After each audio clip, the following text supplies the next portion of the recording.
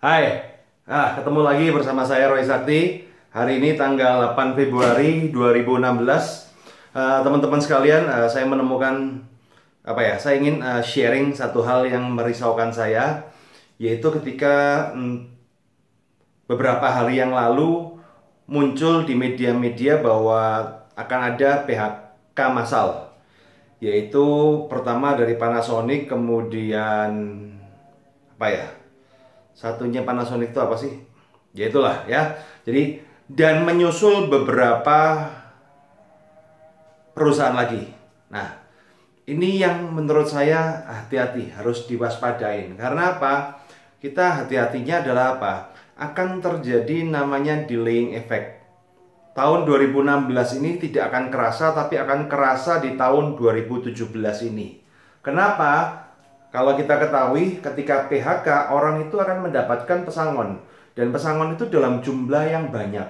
Jadi mereka itu nggak akan kerasa kalau mereka itu bangkrut. Justru mereka keluar dengan banyak uang. Nah, saya mempelajari di Credit Card Revolution ataupun di Credit Strategy for Property Investor, bahwa orang itu kalau biasa pegang 10 juta, tiba-tiba pegang 100 juta, dia akan kilaf. Sama juga orang biasa pegang 1 miliar, tiba-tiba pegang 10 miliar, dia akan kilaf. Dan itu nggak kerasa. Nah, artinya apa? 2016 ini dampaknya tidak akan kita rasakan. Tapi yang terjadi adalah ketika tahun 2017, mulai uang pesangon itu mulai habis, itulah benar-benar apa yang saya takutkan akan terjadi. Karena apa?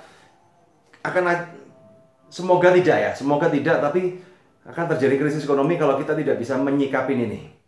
Jadi saran saya bagi para karyawan yang nanti nasibnya kurang beruntung, ketika Anda di PHK apa segala, Anda bawa uang, hati-hati ya. Hati-hati karena apa? Anda akan menjadi royal, gampang ngeluarin duit.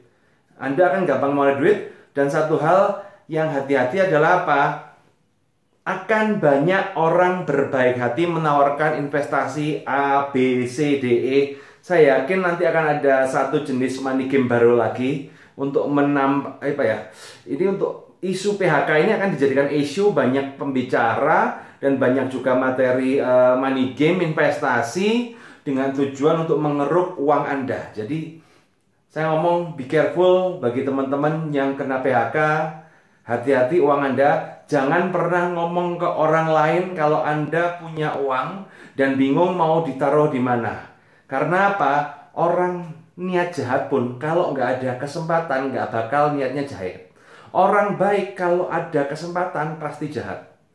Itulah yang saya pelajarin dari selama beberapa tahun saya ngajar. Dan semoga kita ini bisa bangkit di tahun depan karena ini sangat merisaukan saya. Satu hal saya baru ngecek di Google Trend bahwa entrepreneur itu menurun. Saya dulu lahir dari Entrepreneur University ya, dan kemudian ya walaupun Entrepreneur University jatuh dengan banyak kendala utang apa segala, akhirnya beberapa orang malah sekarang ini tidak entrepreneur tuh nggak keren lagi. Dan sepeninggal almarhum Om Bob Sadino, icon entrepreneur di Indonesia ini hilang. Sekarang di Indonesia siapa yang Anda ikutkan jadi entrepreneur? Siapa heroesnya? Siapa yang Anda namakan? Gak ada. Anda ngomong Sandiaga Uno ya nggak seberapa. Kemudian Hendy Setiono ya oke, tapi tidak ada yang begitu yang cetar. Nah, artinya apa? Kemampuan skill entrepreneur akan butuh tahun ini. Akan dibutuhkan tahun ini. Dan you know what? Ketika saran saya bagi Anda, belajarlah dulu. Ingat, pembelajaran di sini ini yang terpenting.